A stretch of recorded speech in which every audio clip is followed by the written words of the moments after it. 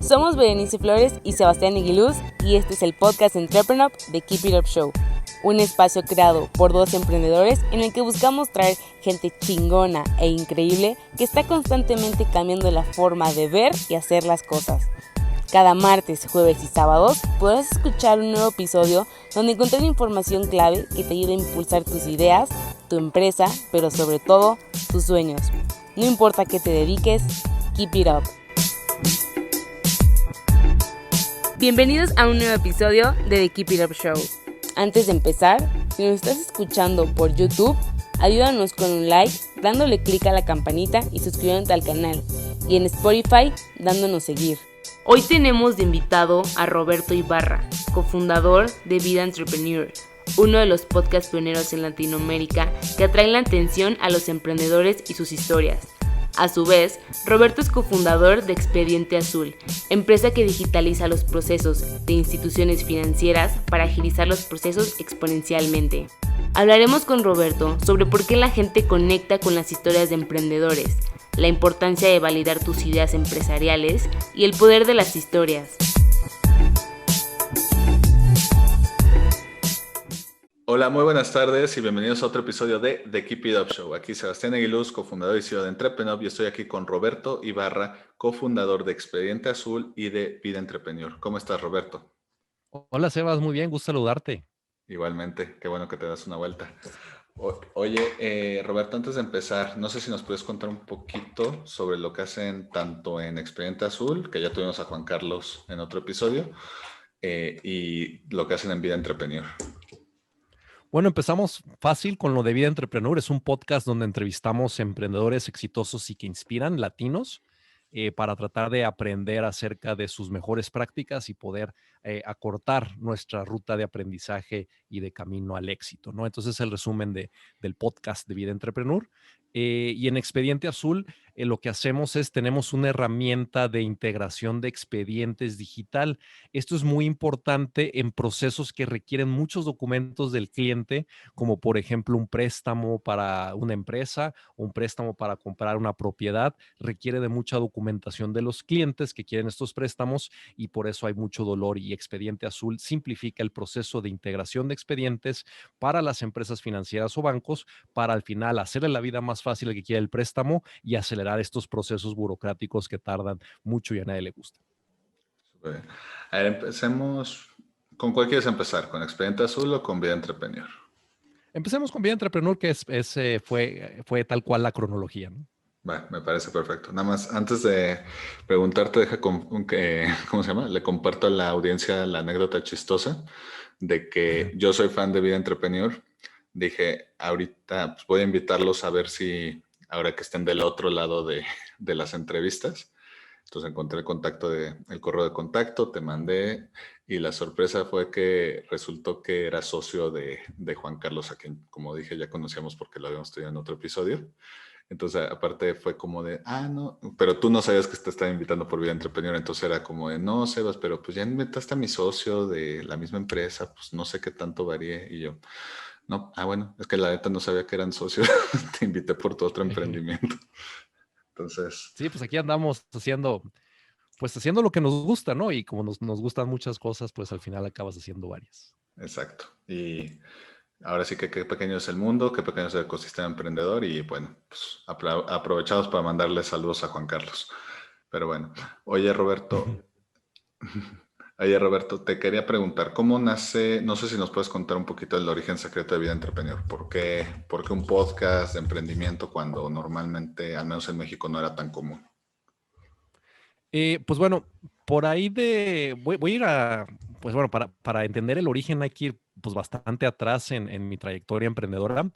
Yo tuve una empresa de software que se llamaba Inox, la tuvimos de 2003 a 2013 que la vendimos. Y hacíamos básicamente proyectos de software a la medida utilizando herramientas de código libre, open source, principalmente PHP, que fue muy disruptivo en esa época porque entramos a un mercado empresarial exigente y pues llegábamos y les presentábamos que íbamos a hacer herramientas que eran de código libre, que no eran de Microsoft, y eso fue mucha disrupción, que nos costó mucho trabajo al principio hasta que logramos una certificación. Fuimos la 9ª empresa en México en entenderla, que se llamaba CMMI, que es como el ISO del software, y a partir de eso entonces ya nos empezaron a ver como que, a ver, pues sí son serios, pero son juguetones y traen cosas nuevas, ¿no? Y entonces la empresa pues la crecimos como unas 70 personas antes de venderla, y ya cuando la vendimos, hasta hace poco entendí, porque lo vi en otra persona, en una conversación de otra persona, como en un podcast, digamos, que una persona que también vendió su empresa, después de vender la empresa, entré como en un periodo de depresión. Entonces, y ya cuando, o sea, yo pensé originalmente que era yo, pero ya que lo vi en alguien más, dije, bueno, a lo mejor este es un fenómeno interesante de que, o sea, sí, ciertamente cuando vendes, a lo mejor tu primera empresa pasa más, que se siente esto de que, bueno, pues yo ya tuve mi oportunidad, ya hice algo y ahora qué voy a hacer, ¿no? Es como el típico vendedor de naranjas que no te quiere vender todas las naranjas porque si no, ¿qué más va a vender, no? Pues más o menos así me pasó, ¿no? Me pasó ese nivel y entonces empecé a decir, bueno, pues ahora necesito buscar una nueva oportunidad y tuve un proyecto social que se llamaba Aid Up, así como una aplicación de ayuda, que la idea era que hicieras donativos de caridad que te lo cobraban el donativo a tu celular, algo así como cuando pasa en el Teletón que te cobran el donativo que haces al celular, pero nosotros queríamos llevar esa tecnología o esa posibilidad a todas las fundaciones que quisieran aprovechar ese medio, porque detectamos que hay una grande fricción cuando tú quieres hacer un donativo, que es captura los datos de tu tarjeta de crédito. Y eso ya es el de, bueno, luego lo hago. Y ese, bueno, luego lo hago porque a lo mejor para 100 pesos que vas a dar o lo que sea, pues ya lo dejas para después. No es de que seas mala persona, es simplemente de que hay fricción en el proceso y la fricción no deja que se dé la donación. Entonces, bueno, yo estuve en ese proyecto unos 2 años, estuve viviendo en Chile, me fui a una aceleradora que se llama Startup Chile y después me fui a Brasil a otra aceleradora a intentar hacer lo mismo. Fue un fracaso, renuncié como emprendedor social, me di cuenta que pues yo no tenía lo que se necesitaba porque necesitas para poder, haz de cuenta que para resumirte mi experiencia de emprendedor social y por qué no funcionó, la tecnología de poder cobrar a un teléfono celular ya existía y era tan estándar que ya había procesadores de pagos y cosas, todavía existen, pero el problema que tiene esa tecnología es que cuando tú utilizas ese canal y yo le cobro, no sé, yo te cobro a tu celular, no sé, 10 pesos, la compañía de telefonía se queda con 5. Esa es su comisión. Ellos cobran la mitad de comisión y tiene mucho sentido, ¿no? Porque ellos dicen, este es mi cliente, es mi método de pago y estoy haciendo prácticamente todo, pues te ven como vamos socios, ¿no? Mitad y mitad. Y está bien y funciona muy bien cuando vendes ringtones y apps y todo eso. Pero este caso eran donativos, ¿no? Entonces no iba a funcionar un donativo donde, a ver, yo voy a donarle 10 pesos a la Fundación de Niños Sin Cáncer y resulta que 5 pesos se los queda Telcel. Pues no, muy malo, ¿no? Entonces ahí donde descubrí que mi labor de emprendedor social no era buena o yo no era capaz de lograr eso o nunca lo pude lograr, es de que yo no logré convencer a las operadoras que bajaran sus comisiones para este beneficio social, ¿no? Y ahí es donde dije, sabes que yo no tengo ese tipo de fibra, se tiene que ser otro tipo de perfil y al final pues ya renuncié del proyecto. Y ahí entonces ya estaba otra vez me vine con mi depresión original de que pues ya vendí mi empresa, eso es lo que yo sabía hacer, intenté ser emprendedor social, no lo logré.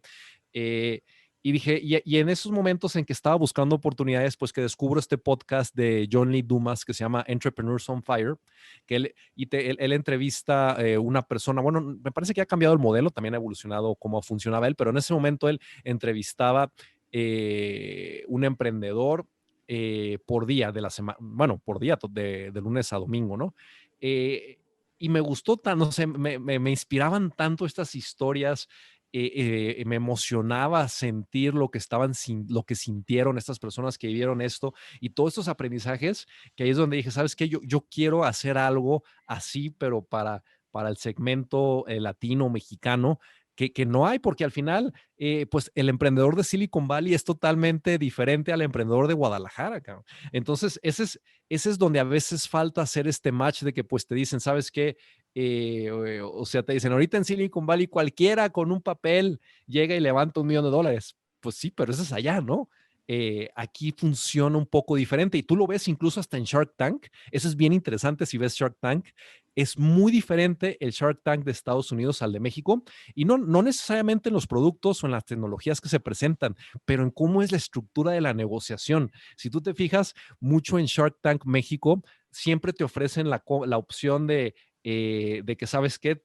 Tú como emprendedor tienes la oportunidad después de recomprarle a los Sharks lo que ellos invirtieron en ti, porque en México como funciona es, no hay esas valuaciones de que llega una empresa con una idea y de repente vale 50 millones de pesos. Eso no existe en México y probablemente en Latinoamérica, pero sí existe en Estados Unidos, porque los potenciales son más grandes y las redes son más grandes y las conexiones son más grandes y se puede crecer más rápido el negocio. Pero entonces en México, como no existe eso, pues generan otro tipo de estructuras de negociaciones. Y a partir de eso es como decimos, bueno, ¿cómo aprendemos de esto en México? Y ahí dije, ¿sabes qué? Me junté con otro socio que se llama Edgar Romero, que él estaba en una situación similar. Él había sido mi socio en la primera empresa que vendimos y también estaba como en las mismas de esa depresión post-venta de negocio. Y pues bueno, nos juntamos y empezamos a hacer el podcast de Vida Entrepreneur, tal cual fue. Dijimos, ¿sabes qué? Vamos a tomar el modelo que ya generó John Lee Dumas, vamos a utilizar, hasta incluso son prácticamente las mismas preguntas que él llegaba a hacer en su época que estábamos usando, pero haciendo algunas pequeñas adaptaciones para el mercado latino y empezamos a hacer estas entrevistas, digamos, de lunes a viernes. Pues todo, básicamente un flujo constante de entrevistas y así es como nace Vida Entrepreneur. Y pues bueno, a la fecha ya tenemos pues más de 4 millones de descargas, entonces sí ha tenido mucha atracción y el beneficio principal que yo puedo decir que he obtenido, además de todo el aprendizaje que he podido obtener de entrevistar a tantas personas, bueno, básicamente unas 300, fue que hay como un grupo del Foro Económico Mundial que hace scouting a nivel mundial, invitan a 100 personas que son agentes de cambio a que formen parte de una comunidad, precisamente para que hagas nuevos proyectos y todavía con más impacto y literalmente global, ¿no? Entonces, en 2017 ellos me invitaron a ser parte de este grupo y nada más con eso, así es como, wow, ¿no? Ya todo se pagó, la gente que está ahí es verdaderamente increíble, porque al final es gente de todo el mundo muy diferente a ti y pues te puede ayudar a complementar todas estas carencias que luego uno tiene, que al final del otro lado también las tienen, pero pues cuando son personas que ya saben para qué son buenas y para qué no, y ya saben los que les gusta y lo que no les gusta, pues cuando se juntan estas personas que ya conocen todo esto es cuando se pueden lograr cosas verdaderamente interesantes. Y bueno, es más o menos así como, perdón, la historia larga, pero cómo una cosa te va llevando a la otra y cómo diferentes momentos y éxitos y fracasos al final pues te van llevando a cambiar tus ideas y a probar diferentes cosas y así es como nació Vida Entrepreneur. ¿Qué crees que está en las historias de los emprendedores que no encuentras en ningún otro lado? ¿O por qué crees que la gente conecta tanto con las historias de emprendedores? Pues bueno, al menos en las de México, es por este concepto de, o sea, a mí me cuesta mucho trabajo entenderlo porque nunca lo he vivido, pero sí lo veo, ¿no? Y me lo han dicho incluso muchos amigos.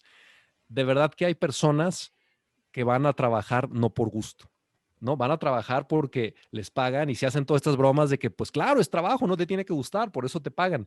E incluso tengo un amigo muy querido que trabaja en una farmacéutica, que él me dice, Roberto, la diferencia entre tú y yo cuando te levantas es de que tú vas a trabajar con mucho gusto. Y él me dice, y yo no con tanto gusto, pero mi salario, porque es un alto ejecutivo que tiene un muy alto salario, su salario incluye que no le guste, ¿no? Incluye porque le pagan precisamente para que vaya a resolver estos problemas, lo cual es muy bueno para hacer, pero no para que viva algo que le gusta, ¿no? Y eso es donde uno tiene que decir, no es de que ser empleado sea malo y emprendedor sea bueno, pero es más bien, hay personas que dicen, es que yo no tengo la elección y sí la tienes. Y ahí es donde yo creo que empieza a conectar, que dices, oye, ¿sabes qué? Si yo quisiera, lo podría hacer. Y entonces a lo mejor dices, pues no voy a elegir el camino de emprendimiento porque es una elección propia y está bien. No pasa nada, pero ya entonces tienes esa elección o al revés, ¿no? Y dices, ¿sabes qué? Yo estoy aquí todos los días en la carrera de ratas, dando la vuelta ahí como un ratoncito en la ruedita y no pasa nada, y no pasa nada, y no me gusta, y simplemente estoy ahí para poder sacar un poquito de dinerito para pagar mis cuentas y esa es mi vida. Y dice, pues qué pasión hay ahí o qué felicidad hay ahí. Y entonces estos caminos de emprendimiento le dan a estas personas esa esperanza de que pueden hacer algo diferente, ¿no? Y lo estás viendo en personas que lo han vivido y que te lo cuentan, que estuvieron del otro lado y cómo le hicieron para cambiar, ¿no? Entonces, esa es como la parte que es interesante y cuando empiezas a escuchar muchas historias en muchos segmentos, te das cuenta de, es que yo nunca lo podría hacer porque en mi segmento nunca se ha hecho. Y dices, bueno, sí se ha hecho, ¿no? O sea, empiezas a escuchar gente que está ahí, que sí, o sea, sí existe la posibilidad y eso es lo que es verdaderamente cool de vida entrepreneur. Yo creo que por eso la gente conecta, ¿no? Por esta posibilidad de poder hacer algo, si es que tú decides hacer algo para cambiar tu estilo de generación de riqueza o de subsistencia, ¿no? Oye, y por ejemplo, ¿cuántos episodios llevan ya de Vida Entrepreneur? Son casi 300. Es un montón, felicidades. Oye, Gracias. y no, te hago esta pregunta porque a mí me la hacen mucho y quiero ver de alguien más que también hace este tipo de contenido, para ver si no estoy loco. Tú, haciendo tantas entrevistas, teniendo tantos emprendedores, obviamente de sectores diferentes, industrias diferentes y contextos diferentes, pero ¿no hay algún momento en el que empiezas a sentir? ¿Cómo haces para no abrumarte de tanto contenido similar en cuanto a historias de emprendedores, por las mismas similitudes entre ellas? Lo que pasa es de que cuando tú ya llegas, o sea, a mí lo que me gustó mucho o lo que fui desarrollando a partir de escuchar tantas historias, empiezas a ver, claro, estas similitudes porque tú lo estás viviendo, pero también empiezas a ver cómo estos principios rectores los tienes que adaptar a diferentes contextos. Y eso es lo que es verdaderamente fascinante y emocionante. Te doy un ejemplo que me pasó y hasta yo mismo me di cuenta, y ahí es donde te das cuenta, wow, estoy evolucionando yo internamente, ¿no? De Vida Entrepreneur normalmente me escriben, la verdad es que no me escriben mucho, pero sí me escriben como 1 o 2 veces al mes con temas, o sea, más allá de felicidades o de agradecimiento, que es muy importante, pero hay como una o 2 veces al mes me escriben como con temas profundos de que ya estuvieron pensando en algo y quieren validarlo, quieren una opinión tercera, ¿no? Entonces me escribió una persona que me dice, oye Roberto, yo estoy queriendo hacer un autolavado adentro de no sé, de un centro comercial, pero va a ser con esos productos ecológicos que con un vasito de agua lavas todo el auto y no sé qué. ¿Tú qué opinas? Y fíjate, y aún, yo ya no sé, a lo mejor llevo en la entrevista 200, 250, ¿no? Se supone que yo soy una persona que estoy abierta a la mente. Y mi primera reacción fue, qué idea tan tonta. Y fíjate, eso es así como, o sea, claro que eso nunca va a funcionar. Y luego te pones a pensarlo y saber, a ver. Y dije, no, o sea, ¿cómo puedo? O sea, ya cuando iba a responder eso fue cuando te das cuenta, ¿no? No puedo responder eso. Y entonces me puse a pensar y cuando te pones a pensar se empiezan a conectar a todas estas ideas, así como la mente, como en mente brillante, ¿no? Que ves ecuaciones. Bueno, aquí empiezas a ver todas estas historias de qué es lo que ha pasado y siempre te llega ese principio de rector de acuérdate que el principio fundamental de la generación moderna de startups o de lean startups, como le llaman, es validar. Entonces, con esa premisa, ¿cómo le hacemos para validar?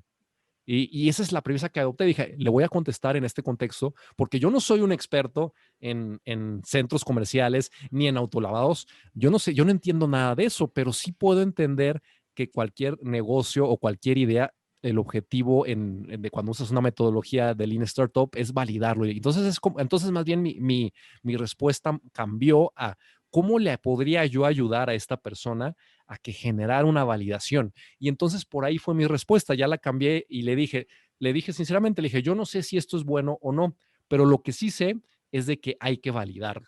Y le dije, y el objetivo de la validación de cualquier startup es cómo le hago yo para darme cuenta si esto tiene futuro, si a alguien le interesa, con la menor inversión posible. Y ahí cuando le dije eso, que ese es el principio rector, pues ya me puse a pensar en ideas, que la siguiente idea fue de que, bueno, si yo fuera él, diría, pues yo para validar un negocio de lavado de autos en el supermercado, perdón, en el centro comercial, me iría a hacer una camisa, no sé, una camisa rotulada que dijera, no sé, autos lavados, Plaza del Sol o lo que sea, y atrás el eslogan, ¿no? Te lavamos el auto con un vaso de agua, lo que fuera. Iría a venderlo como si el producto ya existiera. Me iría ahí al centro comercial y yo iría a acercarme a los autos y le diría, oye, ¿te podría lavar tu auto? No sé qué, y le haría los diferentes pitch de ventas a las diferentes personas que estuvieran ahí para tratar de encontrar el mensaje y ver qué me dicen. Y lo dice, oye, Roberto, pero pues si les estoy vendiendo algo, me contestó, les voy a estar vendiendo algo que no existe, pues y yo le dije, sí, Dije, claro, le vas a vender algo que no existe. ¿Y qué voy a contestar cuando ya me digan que sí lo quieran? Pues ya le contestas la verdad, que solo estás validando la necesidad del servicio. Y van a decir, oye, ¿pero qué no se van a enojar? Digo, mira, mejor que se enojen ellos a que tú hagas una inversión de 1 o 2 millones de pesos y la pierdas por tener temor a preguntar, ¿no? Entonces, ese es el concepto de la validación. Ya no supe en qué quedó, si lo hizo o no, pero ese es así cuando yo mismo analicé en retrospectiva, dije, este es el chiste y esto es lo que se tiene que aprender después de escuchar todas estas historias de emprendedores, de cómo puedo aprovechar estos principios como validación para llevarlos a mis ideas, para poder validar si vale la pena dejar lo que estoy haciendo por esta idea que quiero seguir y si sí tendría futuro, ¿no? Entonces, al final lo que le dije, antes de que vayas a hacer toda esa inversión en equipo, en entrenamiento, en gente, haz la validación si a alguien le interesa. Y además, hacer la validación de si a alguien le interesa te permite, de nuevo, antes de que hagas una inversión, hacer lo que haces normalmente en un evento, estos como Startup Weekend, que son bueno, ahorita no sé cómo sean virtuales, pero en el mundo tradicional era altamente recomendables porque tú lo que hacías era intentabas ajustar tu mensaje de problema, solución y mercado, ¿no? Entonces tú decías, bueno, voy a intentar venderle primero a las señoras que se bajan de las camionetas, a ver a ver qué receptivas son a que les pueda lavar el auto y voy a medir eso, ¿no? Éxito o fracaso. Y luego, pues primero, si no, pues voy a ir con los, no sé, con los chavos jóvenes, bueno, es redundante, bueno, los chavos, a ver si les interesa que laven el auto, voy a ver autos deportivos, voy a ver autos clásicos y así empiezas a hacer tu matriz de validación para darte cuenta, de nuevo, antes de gastar toda esa inversión, para ver, pues, cuál es el mercado que probablemente podría tener más potencial y si sí vale la pena perseguirlo, ¿no? Entonces, eso es como de lo que más me ha llegado después de todas estas entrevistas. Oye, y justamente volviendo a ese tema, totalmente de acuerdo contigo. Yo creo que no puedes hablar con tanta gente increíble, con tanto conocimiento, y pues que no se te pegue un poquito, ¿no?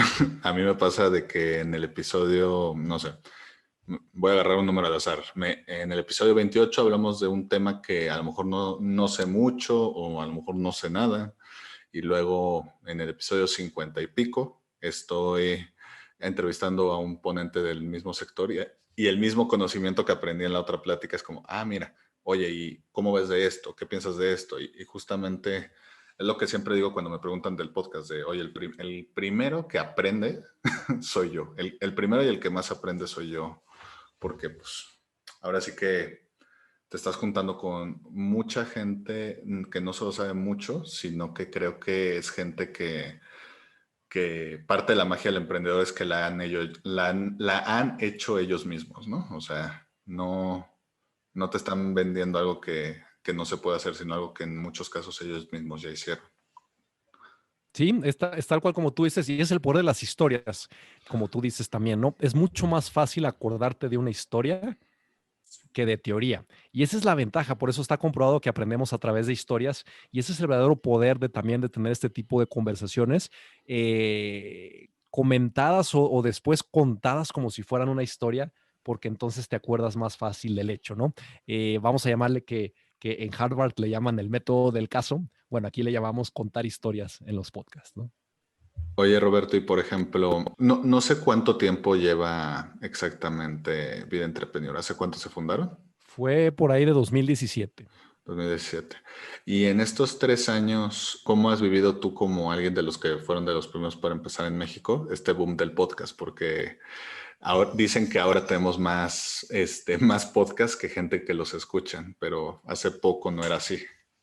¿Cómo se vive desde dentro?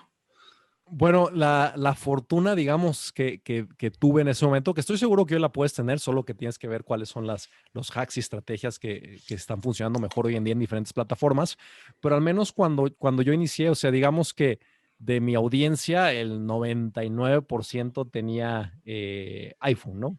¿Por qué? Porque el usuario de iPhone estaba ya muy acostumbrado a consumir podcasts, ya que pues, están desde las Macs de toda la vida.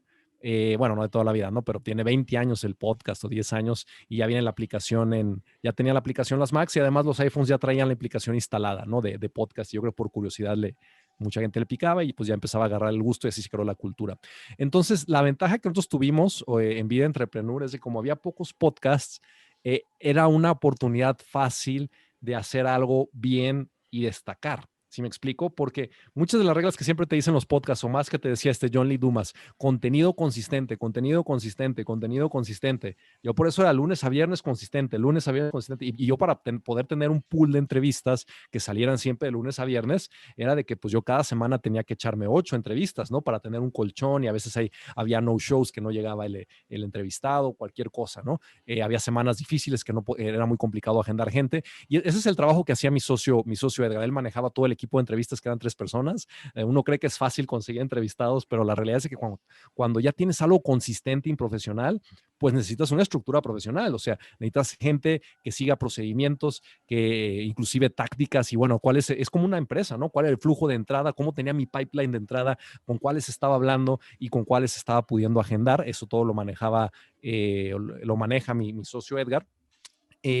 Para siempre tener este flujo de contenido consistente, que era una premisa básica de Vida Entrepreneur. La segunda premisa que te decían era tener un logo bueno. Pues bueno, yo creo que no sé si es bueno o no. A mí me gusta mucho el significado del logo Vida Entrepreneur, que sale de una historia como que de un león que te está tratando de contar esas historias, pero ese león viene de una imagen que es en realidad una persona.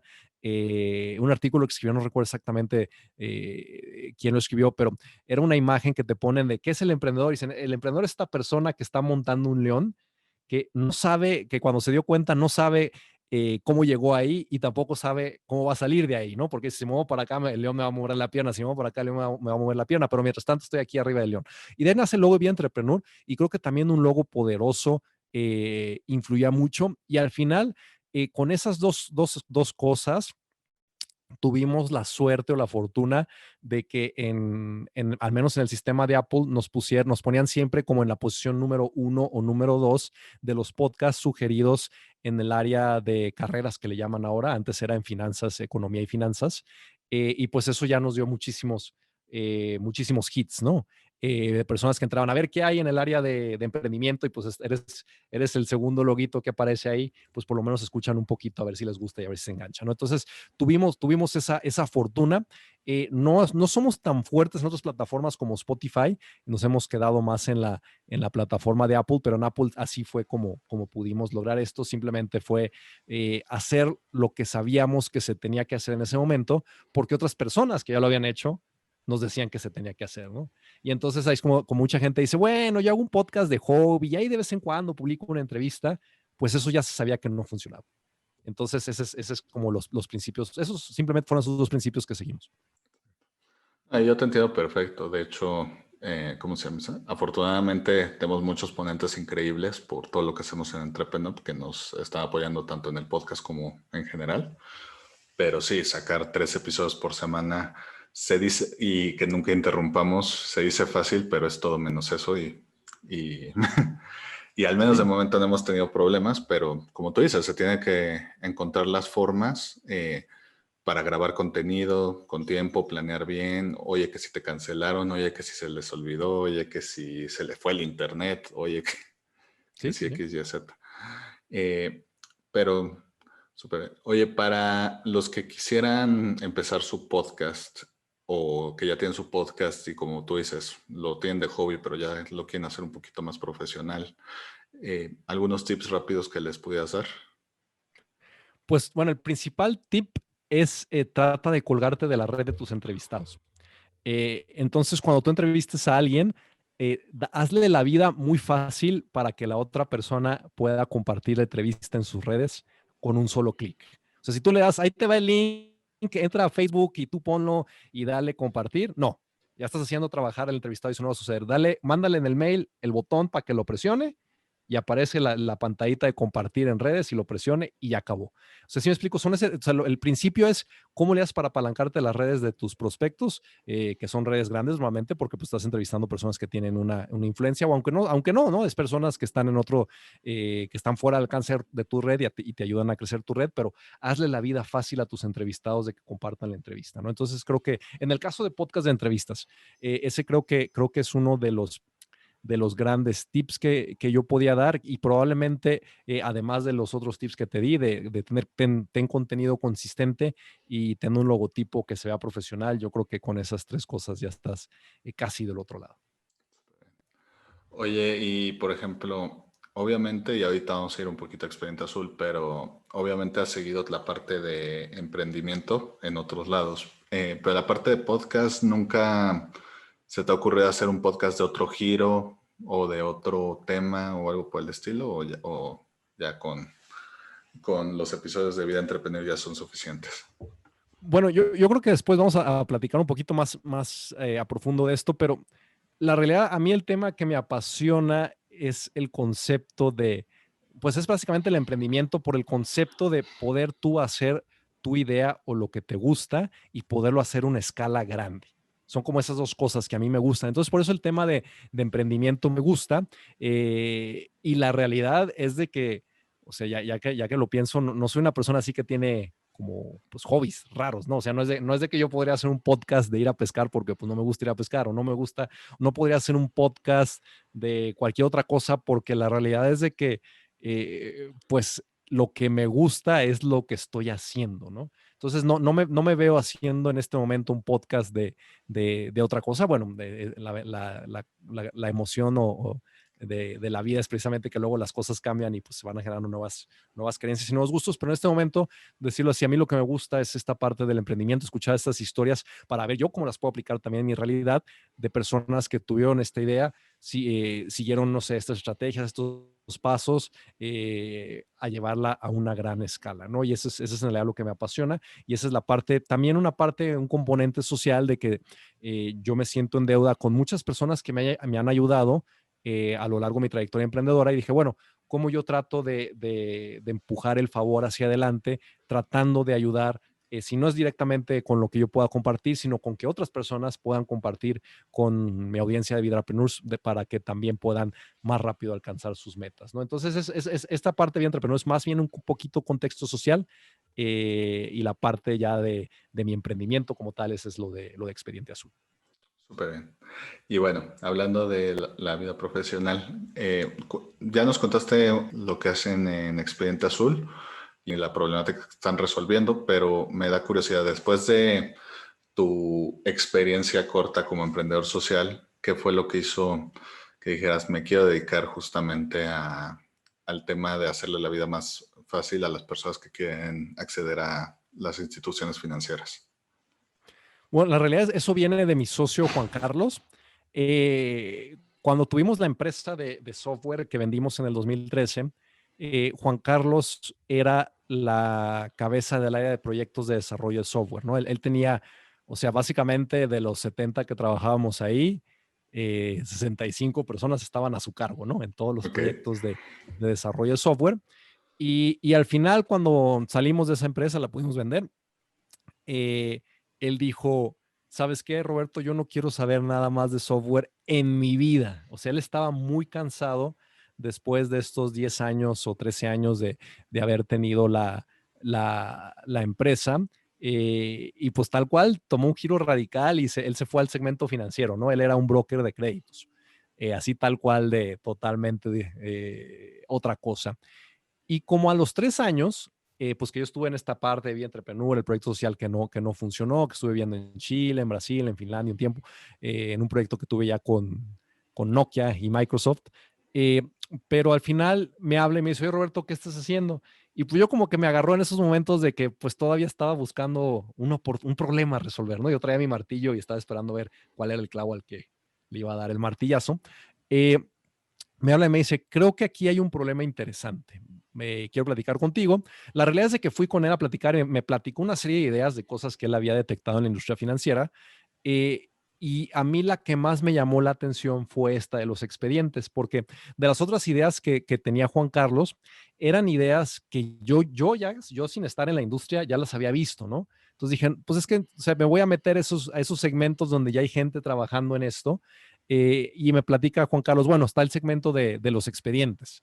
Yo le dije, o sea, el expediente es, digo, yo no soy experto en créditos, pero es la pieza, el pilar básico, la materia prima de cualquier expediente. Debe haber 500 soluciones para esto.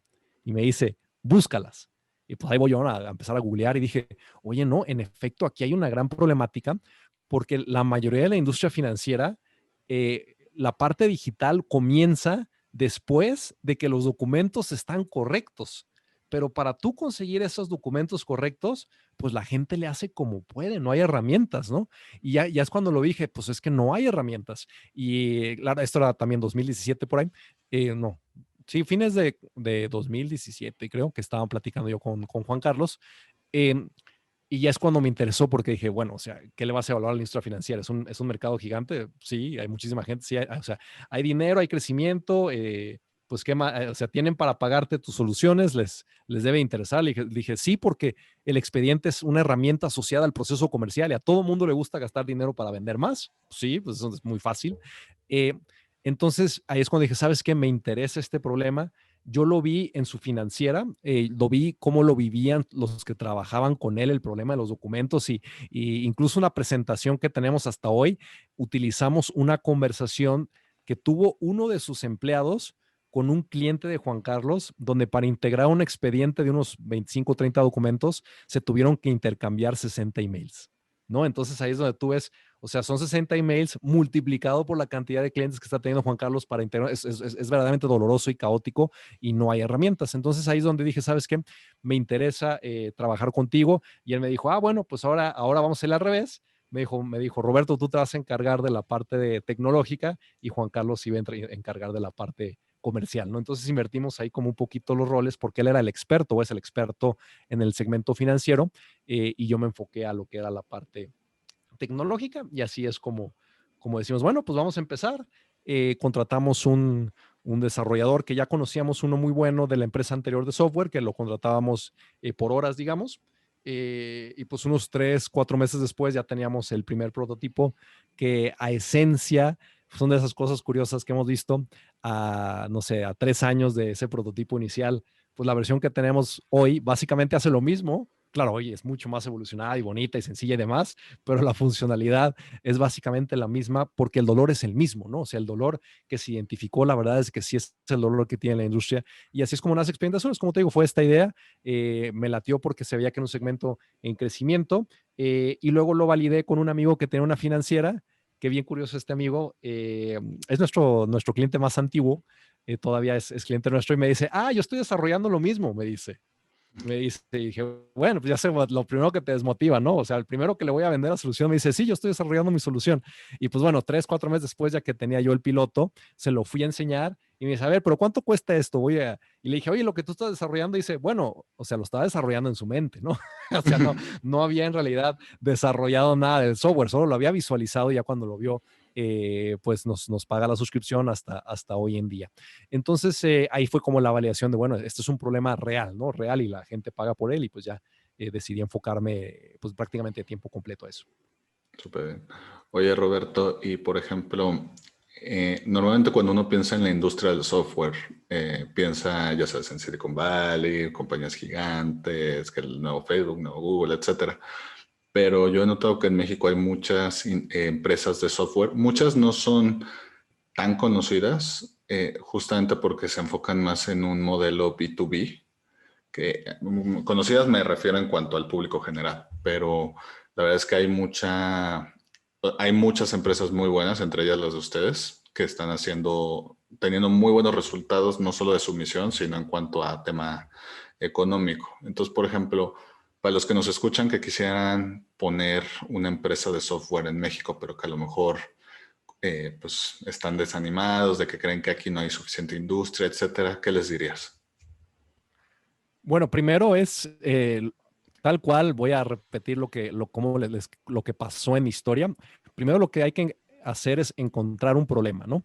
Encontrar un problema. Y la realidad es de que hoy en día, si tú dices, yo voy a desarrollar software a la medida, es un mercado ya tan establecido que ya incluso están los márgenes de ganancia establecidos por el mercado y estás compitiendo contra empresas y desarrolladores del todo el mundo que si tú vas a competir o sea, básicamente el desarrollo de software a la medida es un commodity, ¿no? Entonces tú se lo vas a comprar al que te lo dé más barato con el mismo o similar nivel de calidad. Entonces yo lo que les comento a esos emprendedores de software, que a mí me lo comentaban en mi época y no lo entendía, porque si yo soy una persona de software, a mí me gusta hacer software, y todo el mundo lo que hacíamos en esa época, en el 2003, era que decíamos, voy a hacer el próximo ERP, que va a integrar todas las operaciones de la empresa, ¿no? Y así hubo muchísimas empresas que se dedicaron a hacer muchísimos RPs y todos fracasaron. Debe haber algunos, no sé, algunos pocos que sobrevivieron y tuvieron éxito, pero eso es porque la mente de nosotros como desarrolladores de software, el único problema que alcanzábamos a visualizar es el de cómo automatizo la facturación, la cobranza y los bancos de una empresa. Y pues todo el mundo veía nada más ese problema, ¿no? Y ahora lo que ha cambiado o lo que se ha visto que tiene más resultados es cómo hacemos estas visiones de nichos específicos donde hay problemas específicos que valgan la pena resolver. Y eso es lo que les diría yo a la gente que quiere hacer una empresa de software. O sea, tienes que encontrar un problema que valga la pena ser resuelto y que quieran pagar por resolverlo. Oye, ¿cómo hago eso? Decía, bueno, yo lo que siempre contestaba antes que era la manera de vivirlo fácil y rápido y no te quitaba tiempo, era vete a un Startup Weekend. Vete a un Startup Weekend y aunque no elijas, o sea, y si tú vas a dar una idea de algún proyecto, aunque no elijan tu proyecto, no importa.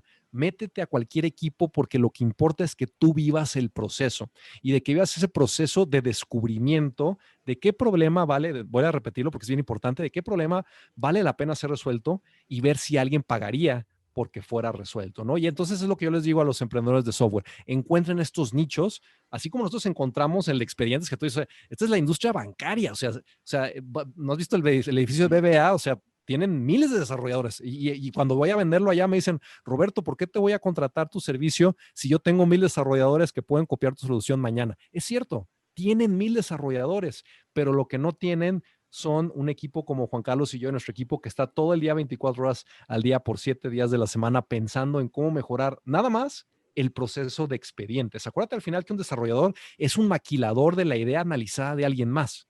Entonces, la maquila como tal en desarrollo de software es bien competido y no vas a tener éxito si no tienes cientos de desarrolladores, ¿no? Pero si tú quieres tener éxito siendo una empresa más pequeña o arrancar más fácil, encuentra este nicho, incluso tú contrata una empresa de desarrollo de software que probablemente te va a salir mucho más barato que tú tener que generar los procesos internos y los mecanismos para hacer estos pilotos iniciales o pruebas iniciales para salir a validar tu mercado. Entonces, es lo mismo que me decían a mí antes, pero yo no lo entendía tan claro porque me decían, encuentra un nicho. Pero el problema es ese, encontrar el nicho, porque antes no existía el método de Lean Startup, entonces no existían herramientas ni métodos para validar ideas, que ahora sí existen, eso es lo que sí ha cambiado. Entonces yo lo que le digo a estos emprendedores es, entren a estos Startup Weekends, descubran, entiendan y vivan la experiencia de lo que es validar una idea y validar si vale la pena hacerla. Y entonces ya de ahí, pues pónganse a explorar diferentes ideas. ¿Cómo exploras diferentes ideas? Pues también con algo que no se hacía antes, ¿no? Conversando con gente y diciendo tu idea a todo mundo, a las personas que tú tengas a tu alcance, que consideres personas pensantes, cuéntales tu idea, cuéntales qué están queriendo hacer y ve qué te responden. Y lo mejor que te pueden responder es, oye, yo conozco a alguna persona que está trabajando en algo similar o está trabajando o tiene el problema y pues tú vas a conversar con ellos y así es como vas descubriendo esto, ¿no? Entonces al final de nuevo es el secreto, yo creo ahorita es encontrar ese nicho y validarlo y ya después entonces generar tecnología para resolver el problema que está teniendo ese sector que ya está dispuesto a pagar por una solución. Perfecto. Oye, Roberto, para ir terminando, a todos los invitados de The Keep It Up Show les pedimos 3 sís y 3 no para emprendedores. Es decir, 3 cosas que un emprendedor debería hacer sí o sí y 3 cosas que debe evitar a toda costa. 3 mandamientos y 3 pecados capitales. ¿Cuáles serían los tuyos? Bueno, yo creo que lo primero, y no son necesariamente ideas mías, hay un libro muy bueno que se llama Las empresas, bueno, son dos, creo que ya van en el tercero. El primero que leí es Las empresas que perduran, que es un análisis de todas estas mega empresas que llegaron a la bolsa, hablaron, o sea, no, es antes de Facebook y todas estas tecnológicas, pero son, no sé, Hewlett Packard y demás, empresas que tienen 100 años. ¿Y cuáles eran las características que tienen estas empresas que pudieron encontrar que fueron factores que contribuyeron a su éxito, ¿no? Después, como lo criticaron mucho, decir, pues sí, pero tú estás hablando de Hewlett Packard, como yo, emprendedor, que soy solo entrepreneur, como dicen, yo solito voy a poderme comparar con Hewlett Packard. Bueno, y entonces sacaron la versión de las empresas más pequeñas, que creo que se llama las empresas que sobresalen, y ahí que de verdad sacan muchos conceptos muy aplicables, y ahí es donde voy a sacar estos 3 sís que te voy a comentar, ¿no? Que es totalmente cierto, yo los creo y los vivo, ¿no? El primero es, entra a mercados en crecimiento. O sea, si tú vas a intentar resolver un problema, entra a resolver un problema en un segmento que esté creciendo. Porque entonces si está creciendo, pues cada día la oportunidad es más grande y aun cuando entren competidores, de todas maneras sigue creciendo y hay oportunidad de agarrar más pastel, ¿no? El segundo es, entra a un mercado donde tú puedas posicionarte como el mejor. ¿Qué significa posicionarte como el mejor? Que tú mismo te la creas y que te guste tanto, no sé, trabajar en esto pasionalmente día y noche, porque así es esto, para demostrar o para poder lograr la mejor solución que se puede lograr en ese mercado. Ojo, mejor solución no significa la solución tecnológicamente más avanzada, ¿no? Ahí entran otros conceptos de que a lo mejor la mejor solución es la solución más diferenciada, o a lo mejor la mejor solución es la solución más barata, o a lo mejor la mejor solución es la que está enfocando un problema en particular. Hay muchas alternativas, ¿no? Pero entonces elige cuál de estas tres estrategias vas a seguir y que tú te puedas convencer en que eres el mejor de esto. Entonces tú ya sabes que, bueno, la peor es probablemente competir seguramente por costo, pero bueno, tú podrías decir, yo voy a hacer la empresa de este segmento la mejor porque voy a ser la más barata de todas, ¿no? Y puedes enfocarte a eficientar, a que incluso tus desarrolladores vayan al baño en sus sillas para que no pierdan ni un minuto ni al baño, ¿no? Cosas así. Pero eso tiene un límite, un suelo, ¿no? Pero es el concepto. Entonces enfócate en mercados en crecimiento, en mercados en donde tú puedas ser el mejor. Y tercero, enfócate en mercados que paguen. Porque la realidad es de que hay mercados que dices, bueno, pues es que aquí están creciendo y yo podría ser el mejor en esto, pero nunca nadie va a pagar aquí nada por eso. Entonces, son esas tres cosas que yo le recomiendo a tus emprendedores que estén escuchando, que son los tres sís que tienen que hacer y responder esas preguntas. Y si no tienen respuesta, no pasa nada. Hay que ir a preguntar, hay que salir a preguntar a la calle hasta que puedas estar convencido de las respuestas. ¿Y los tres nos? Los tres nos, definitivamente no seas socio de alguien que no conozcas. Eso ni siquiera es por experiencia mía. Yo he tenido mucha suerte con mis socios porque los he conocido. O sea, por ejemplo, Juan Carlos, que es mi socio ahorita, o será mi vecino de la infancia, ¿no? Entonces, pues, ya, lo conozco perfectamente. A través de él conocí a mi socio de Vida Entrepreneur, a Edgar Romero, pero pues también lo conozco desde la universidad. Entonces, un no definitivamente es, yo lo he visto muchísimas veces, hay gente que se asocia y pues no conoces a la persona, ¿no? Así, y es bien complicado, ¿no? Porque al final, para que algo tenga, el éxito inmediato tarda 10 años, ¿no? Ese es el dicho. Entonces, te vas a tardar 10 años en tener éxito y pues más vale que las personas con las que estás las puedas soportar por 10 años, ¿no? Entonces, yo sugeriría, o sea, un no para mí sería asociarme con alguien que no conozco de nada para empezar un emprendimiento que sé que tiene que durar al menos 10 años para tener éxito. Eh, el segundo no, híjole, este es un poco más disruptivo, es no levantes mucha inversión de tu empresa, o sea, más bien es no cedas mucho equity, no cedas muchas de tus acciones, porque sí es cierto que vale más el 10% de algo que el 100% de nada, es correcto, pero muchos emprendedores en estas etapas tempranas, en su avaricia por tener dinero, y esto sí lo ves incluso en Shark Tank México, en su avaricia por tener dinero, pues empiezas a regalar tus acciones a cambio de que te den más dinero para poder probar y crecer ideas y al final, pues bueno, ya que encontraste el éxito, pues ¿qué quieres? Resulta que tú ya eres dueño del 10% de la compañía y en realidad estás trabajando día y noche para generarle beneficio del 90% a otras personas que ya no son tú. Entonces, esa parte hay que tener mucho cuidado. Yo he sido muy cuidadoso de eso, porque las acciones, eso en realidad se tiene que ver como un recurso, igual que cualquier recurso de la empresa, igual que una computadora. ¿En qué momento se usan? Y considerar que es el recurso más caro que tienes, ¿no? Y el tercero es, no trates de satisfacer a todo mundo. Hay que saber cuál es el nicho al que te vas a enfocar y hay que saber qué clientes también atender, porque hay de verdad clientes que solo te van a generar problemas y solo van a estar allá afuera quejándose con otros y al final pues lo que vas a generar, tú tratando de solucionarle algo a un cliente, pues nada más vas a generar a alguien que esté hablando mal de ti. Entonces yo diría que ese es el tercer tip. Enfócate a tú mismo, decidir cuáles son los clientes con los que quieres trabajar, que sean clientes que te valoren, que sean clientes que tú también valores y que puedan generar una relación ganar-ganar, ¿no? O sea, lo que todo el mundo tiene que entender es que cuando tú haces una relación de negocio, tiene que ser rentable para todos.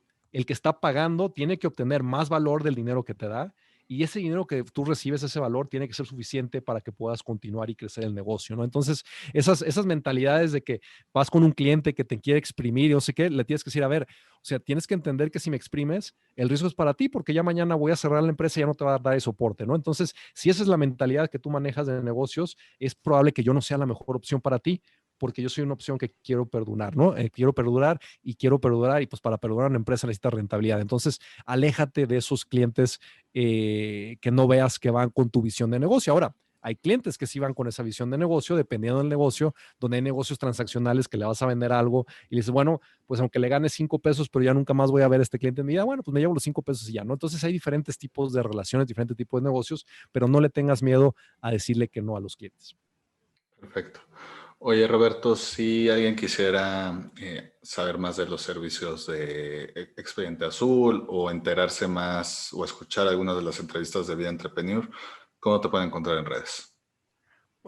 Bueno, es más, yo todavía soy a la antigüita, es más bien de vida, entras al sitio vida-e.com y ahí está todo lo de Vida Entrepreneur, ya para todas las plataformas. Y en el caso de Expediente Azul, me pueden escribir a R-Ibarra, es R-I-B de bueno A-R-R-A, @expedienteazul.com.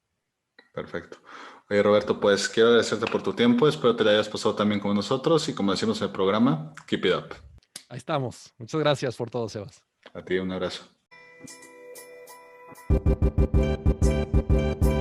Si te gustó el episodio de hoy, recuerda que puedes escucharnos en Spotify y YouTube, y para más herramientas de estos temas, estamos en Instagram y Facebook como @entrepreneur. Si quieres seguir a nuestro invitado de hoy, te dejamos en la caja de descripción sus redes sociales y datos de contacto. Gracias por escucharnos y nos vemos en el próximo episodio. Recuerda, keep it up.